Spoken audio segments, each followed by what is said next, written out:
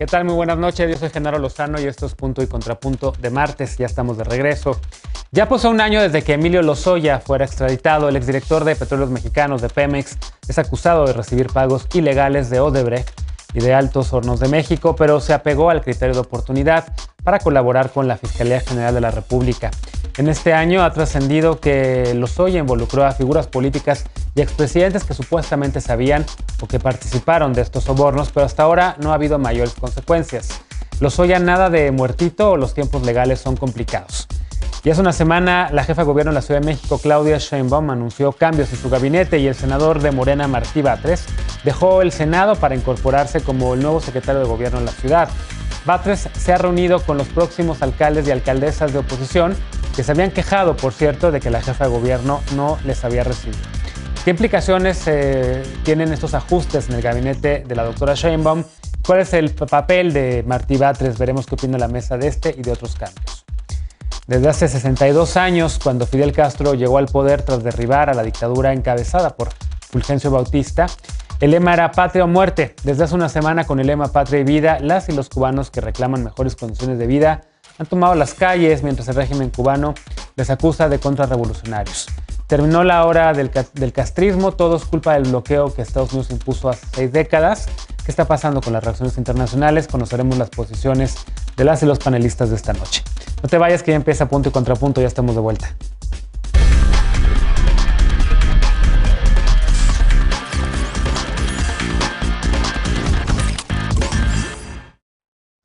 Ya pasó un año desde que Emilio Lozoya Austin llegó extraditado desde España, acusado de distintos delitos relacionados con la compra irregular de agronitrogenados y supuestos sobornos recibidos de la constructora brasileña Odebrecht. Un año. ¿Y qué es lo que ha pasado? Realmente nada. Veamos el contexto. Hace un año, el 17 de julio de 2020, Emilio Lozoya fue extraditado de España a México. Una semana después, el exdirector de Petróleos Mexicanos fue vinculado a proceso acusado de cohecho, lavado de dinero y asociación delictuosa. Lozoya supuestamente recibió $10.5 millones de la constructora brasileña Odebrecht y 3.4 de Altos Hornos de México. Las autoridades dieron 6 meses a su defensa para aportación de pruebas, pero han conseguido 3 aplazamientos a las audiencias. La semana pasada les concedieron 30 días más para reunir información sobre cuentas bancarias que su cliente supuestamente tiene en Alemania y Suiza. Según la defensa, además de ese periodo, también concluirán las colaboraciones de Lozoya con la Fiscalía General de la República. Desde su extradición, Lozoya se acogió al criterio de oportunidad para colaborar con las autoridades a cambio de llevar su proceso en libertad condicional. Lozoya declaró que los sobornos recibidos de Odebrecht se destinaron a financiar la campaña presidencial de Enrique Peña Nieto y para conseguir la aprobación de la reforma energética en 2014. Lozoya implicó a políticos, funcionarios y empresarios. Hasta ahora solo el ex senador panista Jorge Luis Lavalle fue vinculado a proceso por delitos relacionados con el caso. Sobre la compra a sobreprecio de agronitrogenados, el empresario Alonso Ancira ha sido el único imputado. En abril pasado consiguió su libertad tras comprometerse a pagar $216 millones como reparación del daño patrimonial ocasionado a Pemex. Este domingo se informó que la Unidad de Inteligencia Financiera presentó una nueva denuncia contra Lozoya por presunto lavado de $3,000 millones a través de empresas fantasma. Punto y Contrapunto. Primer tema para discutir esta noche y como cada martes y jueves, Estefanía Veloz, abogada y feminista. ¿Cómo estás? Buenas noches, compañeras, compañeros y compañeras. Muy feliz de estar de regreso. Bienvenida de regreso. También bienvenido de regreso a Alejandro Encinas, politólogo y con el corazón en la 4T. ¿Cómo estás, Alejandro? Bien, Genaro, qué gusto reencontrarnos. ¿Qué tal las vacaciones? Pues, bueno, del programa, ¿verdad? Pero bueno. Aurora Espina. Días más adelante. Aurora Espina, investigadora y militante del Partido Acción Nacional. ¿Cómo estás? Muy bien, Genaro, un gusto estar aquí de nuevo, Estefanía, Alejandro y Luis. Bienvenida de regreso. Y también Luis Fernández, el secretario nacional de Movimientos Sociales de Movimiento Ciudadano. ¿Cómo estás, Luis? Todo muy bien, Genaro. El que disfrutó mucho las vacaciones fuiste tú.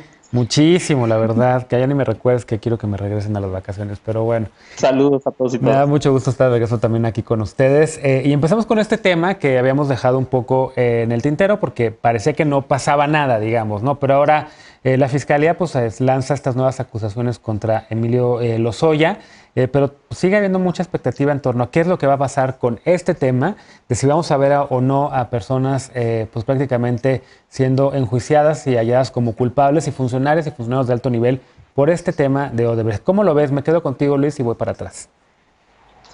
Mira, Genaro, yo creo que, veo 3 puntos. Déjame ponerlos por delante en la discusión. Creo que el caso de Lozoya es representativo y característico y nos deja ver una justicia selectiva todavía en nuestro sistema de justicia en el país a cambio de favores. Yo veo más uso político, el mismo uso político de las instituciones a cambio de negociaciones que se convierten en cartas o fichas de juego político de alto nivel.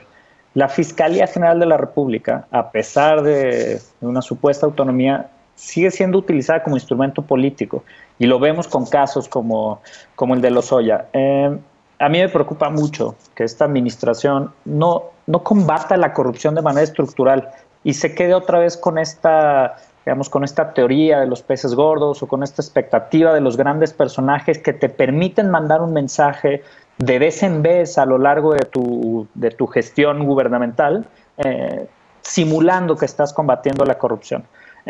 Creo que eso es algo que tenemos que frenar, es algo que para mí representa el caso de Lozoya, que la UIF haya sacado una nueva acusación reciente por el caso de Odebrecht. Esperemos que ya dejen el teatro detrás y puedan ahora sí tener como la evidencia suficiente y vincular a proceso a Lozoya, que es uno de los principales responsables de los casos de corrupción del sexenio anterior.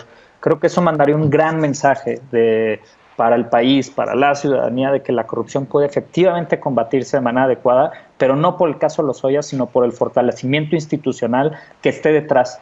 Porque lo que esperaríamos es que no solo esté Lozoya ahí, sino que estén todos estos personajes que ya han salido a la luz pública, que salga la verdad sobre el caso con Videgaray, con Peña Nieto y con todos los legisladores panistas que ya han sido nombrados en varias ocasiones que estuvieron vinculados con este caso. Claro.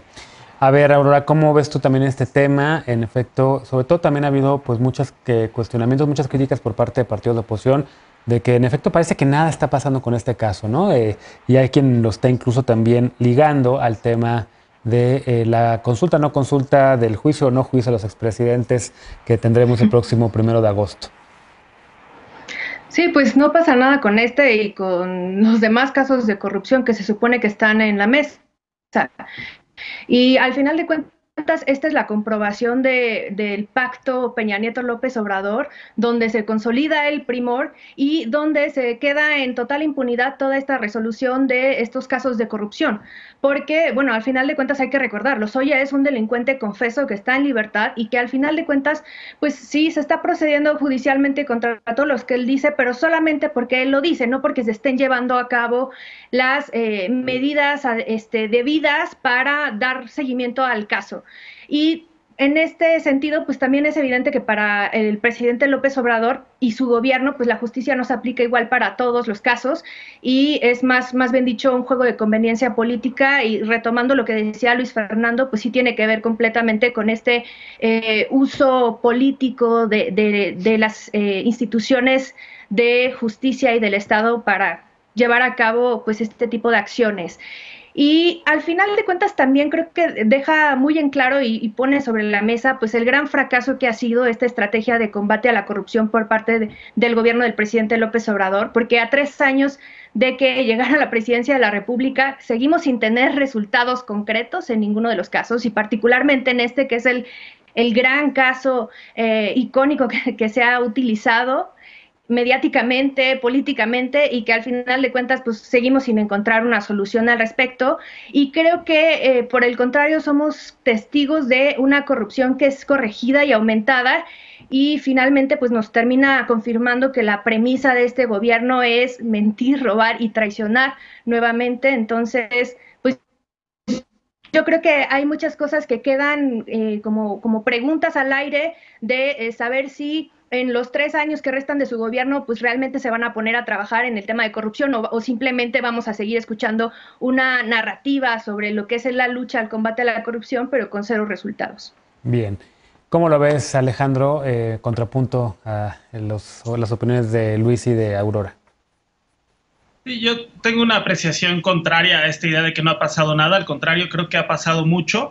Lo más importante, ya no escuchamos hoy que haya sobornos, que se legisle a través de sobornos a los diputados y a los senadores.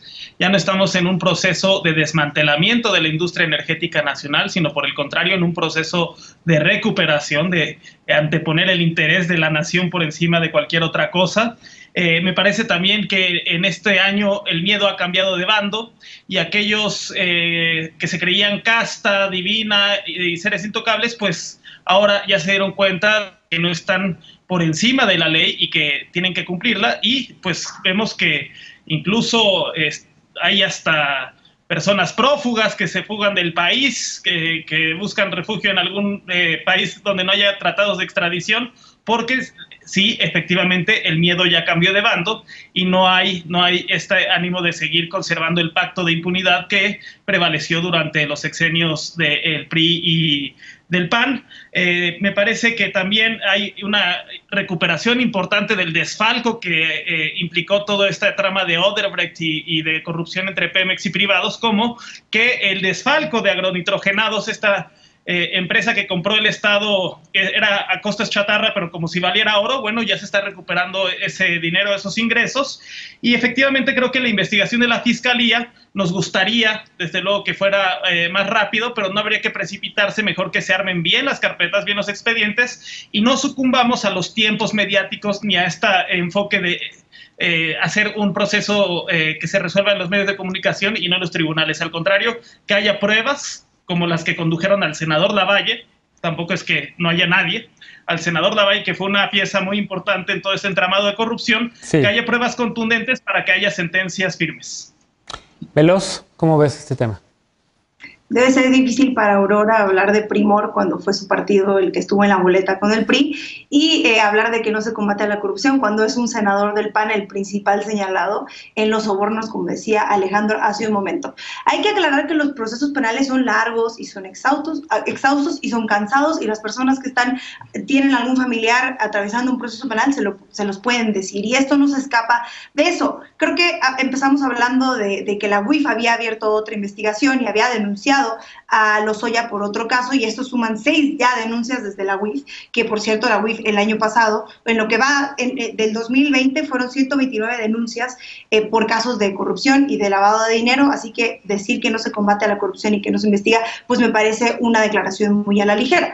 Entonces, a esta sexta denuncia lo que está haciendo es ahorita abriendo una carpeta de investigación. Pero Lozoya en este momento está vinculado a 2 procesos. Cuando se le extradita de España, se llega por 2 procesos. Uno a agronitrogenados y la otra por este esquema que se dio para Odebrecht y en los que hubo sobornos y 10 millones de dólares aproximadamente. Esos son los 2 que lleva ahorita. Él está en la primera etapa del proceso penal, que dura aproximadamente 6 meses, pero que sus abogados han ido aplazando porque han pedido tiempo, por lo menos un mes en cada momento en el que se tiene que presentar las pruebas, porque ahora están recaudando pruebas y todo. La segunda etapa sería el desahogo de pruebas, en la que podríamos ver ya a Lozoya enfrentar a un juez, y en la tercera es esa, ¿no? Justo la parte del juicio en el que vamos a ver y se van a tener que esclarecer muchas cosas.